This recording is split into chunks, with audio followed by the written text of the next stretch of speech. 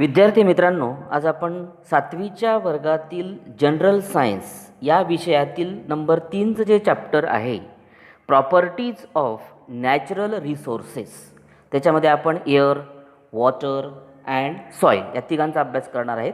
तर सुरुवात मागच्या व्हिडिओमध्ये आपलं एअर्स आणि वॉटर या दोघांचा अभ्यास आपण केलेला आहे.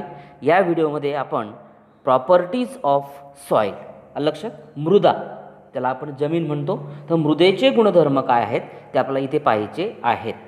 तर तुम्हाला सगळ्यांना सॉईल मृदा माहिती आहे की त्याच्यामध्ये जो कलर हा एक महत्त्वाचा गुणधर्म आहे. लक्षात घ्या, रंग हा एक मृदेचा महत्त्वाचा गुणधर्म आहे. तर त्याला या मातीवरती, सॉईलवरती अनेक प्रकारच्या क्रिया घडतात आणि त्या प्रक्रियांमुळे त्याचा जो रंग आहे मातीला तो प्राप्त झालेला आहे. तर जमिनीच्या पृष्ठभागाची म्हणजेच मृदेची रंगछटा खालच्या थराच्या रंगछट्यापेक्षा वेगळ्या प्रकारची असते, गडद असते.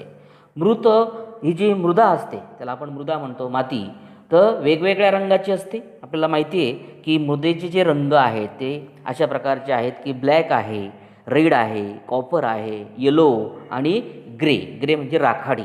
अशा प्रकारची वेगवेगळ्या रंगाची माती तुम्ही पाहिलेली असेल.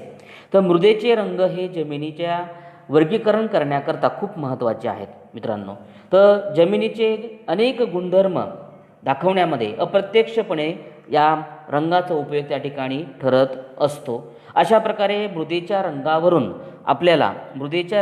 आपल्याला फर्टिलिटी म्हणजेच त्याला सुपीकता म्हणतो, ड्रेनेज ऑफ वॉटर्स, पाण्याचा जो निचरा असेल, capacity of holding the waters, पाणी धरून ठेवण्याची क्षमता असेल, या गोष्टींची आपल्याला स्पष्टता जी आहे ती या रंगावरून ठरत असते. ओके, त्यानंतर त्याच्यामध्ये अजून तुम्हाला दिलं आहे की the colours of the soil depends upon its textures and its organic ingredients as well as the chemical ingredients like the iron lime. तर मृदेचा रंग तिच्या पोतावरती, जैव घटकांवरती, तसेच लोह, चुना अशा काही रासायनिक घटक असतात त्याच्यावर सुद्धा तो अवलंबून असतो. त्यानंतर पुढचा आपला प्रयोग आपण पाहणार आहोत. तर याच्यामध्ये काय करायचं, 3 मोजपात्र घ्यायचे. ओके, अशा प्रकारचे 3 मोजपात्र घ्यायचे. काचेची 3 नरसाळी घ्यायची, अशा प्रकारची काचेची 3 नरसाळी घ्यायची. गाळण कागद, पाणी, बारीक वाळू, जाड वाळू आणि कुंडीतील माती अशा प्रकारचे वस्तू आपण घ्यायच्या. कृती करताना काय करायचं, प्रोसिजरमध्ये काचेच्या 3 नरसाळ्यांमध्ये गाळण कागद बसवायचे. या ठिकाणी तुम्हाला गाळण कागद दिसत आहेत, त्या प्रकारे ते बसवायचे. त्यानंतर पहिला जो आहे त्याच्यात वाळू, दुसऱ्यावरती रेताड माती घ्यायची आणि तिसऱ्यावरती चिकण माती घ्यायची. लक्षात, क्ले म्हणतो आपण त्याला, चिकण माती घ्यायची. प्रत्येक नरसाळ्यामध्ये समप्रमाणामध्ये पाणी टाकायचं. वरतून प्रत्येक नरसाळ्यामध्ये पाणी घालायचं आणि त्याखाली ठेवलेल्या प्रत्येक मोजपात्रामध्ये किती पाणी जमा होतं, लक्षात, खालच्या बाजूला मोजपात्रामध्ये किती पाणी जमा होतं हे त्या ठिकाणी चेक करायचं. अशा प्रकारे तुम्ही वेगवेगळ्या प्रकारच्या माती घेतलेली आहे, वाळू घेतली आहे, रेताड माती आणि चिकण माती, आणि अशा प्रकारे तुम्हाला तिघं आपण गाळून घेतल्यानंतर त्याच्यावरून त्या मातीच्या याच्यावरून काय तुम्हाला लक्षात येतं त्या ठिकाणी पाहायचं. त्याच्यामध्ये तुम्हाला पहिला प्रकार पाहायचा आहे सॉईल टेक्चर. त्याला आपण मृदेचा पोत, टेक्चर म्हणजे काय म्हणतो आपण त्याला, पोत असं म्हणतो. तर soil content the particle of different size. तुम्हाला माहिती आहे की कणांचा जो आकार असतो, वेगवेगळ्या मातीमध्ये कणांचा आकार वेगवेगळा असतो. The texture of the soil is determined by the proportion of the particles of various sizes in it. तर त्याच्यामध्ये कणांच्या त्या प्रमाणानुसार मृदेचा जो पोत आहे तो ठरत असतो. लक्षात, तर त्या आधारे मृदेचे 3 तुम्हाला वेगवेगळे प्रकार पाडलेले आहेत. त्याच्यातला पहिला प्रकार आहे सँडी सॉईल. त्याला आपण रेताळ मृदा असं म्हणतो. तर रेताळ मृदेचे तुम्हाला वाळूचे किंवा मोठ्या कणांचे प्रमाण हे त्या ठिकाणी या सँडी सॉईलमध्ये जास्त प्रमाणात असतं. त्याच्यामुळे पाण्याचा निचरा यामध्ये जास्त प्रमाणात होत असतो. Water drainage through the sandy soil is a high. त्यानंतर अशी जी मृदा असते ती मशागत करण्यासाठी फार सोपी असते. याच्यामुळे मशागत जी आहे, plugging this soil is a very easy. त्यानंतर यातील वाळूचे जे कण आहेत ते सिलिकॉन डायऑक्साईड या खनिजांचे बनलेले आहे. लक्षात ठेवा, त्याच्यातील जे वाळूचे कण आहे ते सिलिकॉन डायऑक्साईड, कॉर्टज याच्यापासून बनलेले आहेत. ते पाण्यामध्ये न विरघळणारे असल्यामुळे या मृदेची अन्नद्रव्य पुरवण्याची क्षमता जी असते ती खूप कमी असते. लक्षात, very particle supply the nutritions, little capacity, अतिशय कमी अशा प्रकारची क्षमता या कणांची असते. त्यानंतरचा नंबर 2चा प्रकार आहे स्लिट सॉइल्स, त्याला आपण पोयटा म्हणतो, पोयटा मृदा. तर पोयटा मृदेतील कणांचा आकार जो असतो तो मीडियम असतो, मध्यम आकार असतो. तर पोयटा मृदा युक्त जी रेताळ जमीन आहे ती जमीन रेताळ जमिनीप्रमाणे मशागत करण्यासाठी सोपी जाते. जसे मागच्याप्रमाणे पाहिलं आपण, याच्यातसुद्धा मशागत करणं सोपं जातं, परंतु चिकण मातीच्या जमिनीप्रमाणे मशागत करण्यास त्या ठिकाणी जड जात नाही. जशा प्रकारे चिकण माती असते तशा प्रकारे इथे जड जात नाही. या मृदेमध्ये जैव घटक जे असतात मित्रांनो ते मोठ्या प्रमाणात असतात. याच्यामध्ये large proportion of organic materials, जे जैविक घटक असतात, जैव घटक असतात ते खूप मोठ्या प्रमाणात या मातीमध्ये असतात. त्यानंतर या मृदेची जी अन्नद्रव्य पुरवण्याची जी क्षमता असते, capacity of supply the nutrient is much greater, ही जास्त असते. आणि म्हणूनच silt soil is also called sedimentary soils. या मृदेला गाळाची मृदा असे सुद्धा म्हणत असतात. ओके. त्यानंतरची नेक्स्ट आहे क्ले सॉइल्स, त्याला चिकण मृदा असं आपण म्हणतो. तर ही जी चिकण मृदा आहे या मृदेमध्ये मातीच्या सूक्ष्म कणांचे प्रमाण जास्त, proportion of small particle is maximum, अतिशय बारीक कण या ठिकाणी असतात. तर चिकण मातीच्या कणांना जर तुम्ही स्पर्श केला तर तो तुम्हाला स्मूथ टच, गुळगुळीत तो स्पर्श त्या ठिकाणी जाणवतो. त्यामुळे चिकण मातीची जी क्षमता असते, clay soil is higher water holding the capacity, चिकण मातीमध्ये पाणी धरून ठेवण्याची क्षमता इतर मातींच्या तुलनेने खूप जास्त असते, हे लक्षात ठेवा. त्यानंतर पुढचा टॉपिक आहे सॉईल स्ट्रक्चर. आपण मातीचे वेगवेगळ्या त्या पोतवरून मृदेचे जे प्रकार आहेत 3 ते पाहिलेले आहेत. आता आपल्याला त्याची रचना कशी असते, स्ट्रक्चर्स म्हणजे रचना कशी असते ते पाहायचं आपल्याला. तर मृदेतील कणांच्या रचनेनुसार त्याचे तुम्हाला वेगवेगळ्या प्रकारचे स्ट्रक्चर्स आहेत. तर याच्यामध्ये तुम्हाला कॉलमनर्स लक्षात, त्यानुसार स्तरीय, त्यानंतर लॅमिनर्स, granules as well as block shape structures. तर या मृदेतील कणांच्या रचनेनुसार स्तरीय, कणस्वरूप, स्तंभाकार व ठोकळ्यांच्या स्वरूपात मृदेची रचना तुम्हाला आढळून येते. आता त्याच्यामध्ये दिलेलं महत्त्वाचं की importance of the soil structures, मृदा रचनेचे महत्त्व काय आहे. तर मृदेच्या रचनेवरच जमिनीची सुपीकता अवलंबून असते, लक्षात ठेवा. Upon the soil structures fertility of the soil, मृदेच्या रचनेवर जमिनीची सुपीकता अवलंबून असते. चांगल्या मृदा रचनेमुळे तुम्हाला फायदे होतात. ते फायदे कोणते होतात? Number 1, root get the sufficient supply of oxygen, मुळांना पुरेसा ऑक्सिजनचा पुरवठा होतो. Number 2, water drainage is a good, पाण्याचा निचरा चांगला होतो.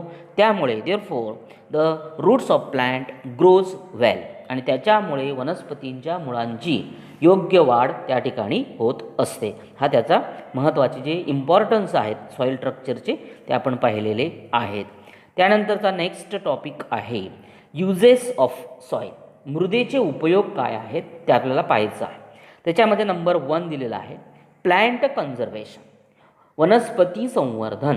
त्याच्यामध्ये to help the plants grow, वनस्पतीची वाढ करणे हे महत्त्वाचं वैशिष्ट्य मृदेचं आहे.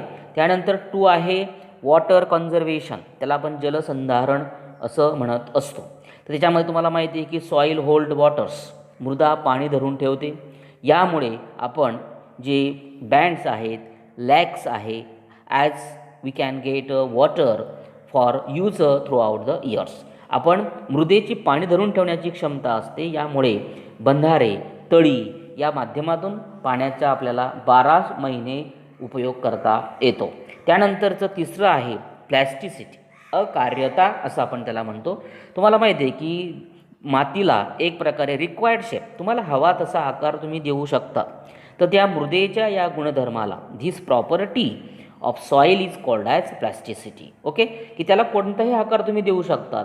या मृदेच्या या गुणधर्माला अकार्यता, प्लॅस्टिसिटी म्हणजेच अकार्यता असं म्हणतात. तर या गुणधर्मामुळे मृदेपासून आपल्याला वेगवेगळ्या प्रकारच्या वस्तू ज्या आहेत त्या बनवता येतात.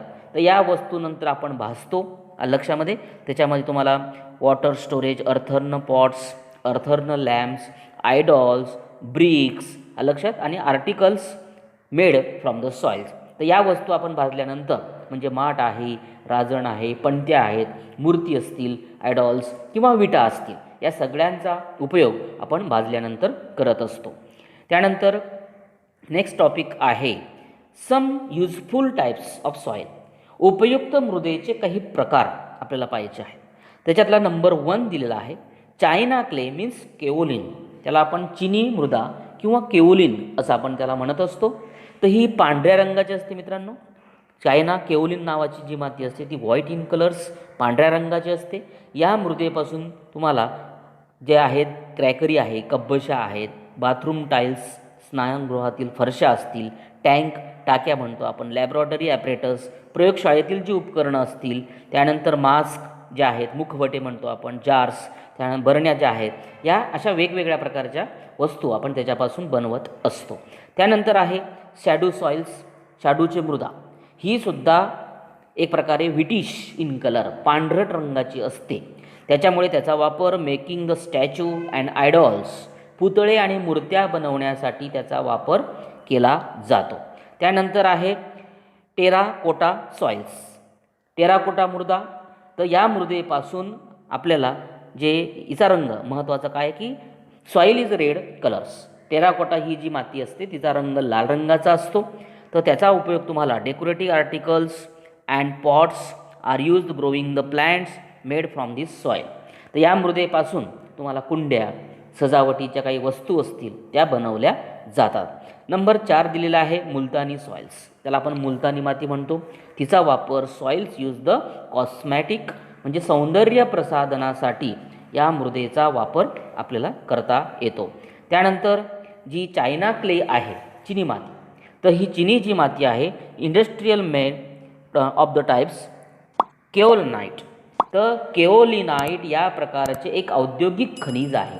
चिनी माती जे आहे ते केओलाइट नावाचे एक औद्योगिक खनिज आहे. ते चीनमध्ये सापडतं, लक्षात ठेवा. आणि म्हणून याला चिनी माती असं म्हणतात. चायना क्ले का म्हणतं कारण ते चीनमध्ये सापडतं म्हणून. तर या मातीला जर तुम्ही उष्णता दिली तर तिला एक प्रकारची चकाकी येते, लक्षात ठेवा.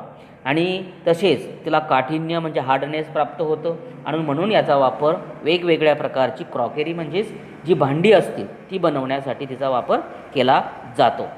त्यानंतर आहे नेक्स्ट की सॉईल टेस्टिंग. त्याला आपण मृदा परीक्षण असं म्हणतो. आता मृदेचं जे परीक्षण केल्यामुळे जमिनीतील विविध जे घटक आहेत, जमिनीमध्ये असलेले जे वेगवेगळ्या प्रकारचे घटक आहेत, proportion of various integrated soils can be determined by the soil testing. मृदेचं परीक्षण केल्यामुळे जमिनीतील वेगवेगळ्या घटकांचं प्रमाण आपलं लक्षात येतं. त्यानंतर मृदेचा जो पोत आहे, रंग आहे, त्यातील सेंद्रिय पदार्थांचं प्रमाण आहे ते मृदा परीक्षणामुळे तपासलं जातं.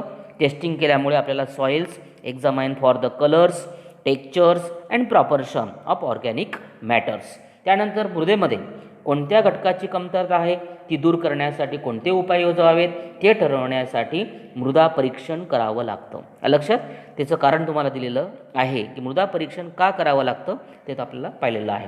त्यानंतर ह्याच्यामध्ये मृदा परीक्षणासाठी जमा केलेली जी माती असते, सॅम्पल्स एका ठिकाणी जमा केलं जातं आणि मातीचा नमुना 8 ते 10 दिवस मोकळ्या ठिकाणी वाळवावा लागतो, लक्षात ठेवा. आणि उन्हात न ठेवता तो कुठे वाळवतात, सावलीमध्ये वाळवला जातो. आणि त्यानंतर चाळणीतून, लक्षात, चाळणीतून तो एक प्रकारे गाळला जातो. आणि मातीचे गुणधर्म लक्षात येण्यासाठी त्याचा जो pH आहे आणि त्याला विद्युत वाहकता, इलेक्ट्रिकली कंडक्टिव्हिटी टेस्ट, त्याला विद्युत वाहकता आणि pH सामू म्हणतात आपण त्याला, या 2 परीक्षणांचा विशेष उपयोग त्या ठिकाणी केला जातो. आणि विविध प्रयोगांच्या आधारे तुम्हाला तुमच्या शेतातील जी मृदेची सुपीकता आहे ती ठरवता येते. त्यानंतर याच्यामध्ये causes of diminish soil fertility, मृदेची सुपीकता कमी होण्याची कारणं काय आहेत. त्याच्यामध्ये नंबर 1 दिलेला आहे the soil pH less than 6 और हायर दॅन 8. मृदेचा सामू 6 पेक्षा कमी आणि 8 पेक्षा जास्त होतो. त्यानंतर low proportion of organic matters, सेंद्रिय पदार्थांचं प्रमाण त्या ठिकाणी कमी होतं. No proper drainage of waters, त्याच्यामुळे जमिनीतील पाण्याचा निचरा न होणं त्याची कारणं आहेत, कॉजेस आहेत. Repeated cultivation of the same crops, सतत एकच पीक घेणं हे सुद्धा त्याचं कारण आहे. Continuous use of saline waters, खाऱ्या पाण्याचा सतत वापर करणं. Excessive use of chemical fertiliser and pesticides, रासायनिक खतं व कीटकनाशकं यांचा जास्तीत जास्त वापर करणं, याच्यामुळे सुद्धा जमीन ही एक प्रकारची खारी होत असते, त्याच्यामुळे फर्टिलिटी जी आहे ती कमी होत असते. त्यानंतर याच्यात तुम्हाला दिलेलं आहे महत्त्वाचं की डेन्मार्कचा जो एक शास्त्रज्ञ होता त्याचं नाव आहे सोरेनेक्स, लक्षामध्ये. तर सोरेनेक्स याने हायड्रोजन आयनांच्या सहंतीवर आधारित pH संकल्पना मांडलेली आहे. तर मातीचा सामू ठरवण्यासाठी पाणी आणि माती यांचं जे प्रमाण आहे ते 1:2 अशा प्रमाणात घेऊन त्यांचे विविध दर्शकाच्या साहाय्याने परीक्षण करतात. त्यानुसार त्यांनी मृदेचे accordingly to soil founds by following the 3 types, मृदेचे 3 प्रकार पाडलेले आहेत. त्याच्यामध्ये फर्स्ट आहे ॲसिडिक सॉईल, आम्लयुक्त मृदा, तिचा pH असतो <6.5, 6.5पेक्षा कमी असतो. नंबर 2 आहे न्यूट्रल सॉईल, म्हणजे ज्याचा pH हा 6.5 ते 7.5 असतो. आणि 3 नंबर आहे अल्कलाईन सॉईल, आम्लारीधर्मी मृदा, की जिचा जो सामू असतो तो 7.5पेक्षा जास्त असतो. अशा प्रकारे त्यांनी त्या मृदेच्या सॉईल त्याच्यानुसार pHनुसार 3 प्रकार पाडलेले आहेत. अशा प्रकारे तिचे मृदा ही तपासल्यानंतर आपण ते ठरवू शकतो. तर लक्षात राहावं आपल्याला की वर्ल्ड वाईड डेज 5 डिसेंबर जागतिक मृदा दिन, 5 डिसेंबर मृदा संवर्धनासाठी प्रयत्न करणं, लोकांच्या लक्षात राहावं, तो दिवस त्या ठिकाणी साजरा केला जातो. अशा प्रकारे मित्रांनो, व्हिडिओ आवडल्यास लाईक करा, शेअर करा, सबस्क्राईब करा. थँक्यू मित्रांनो.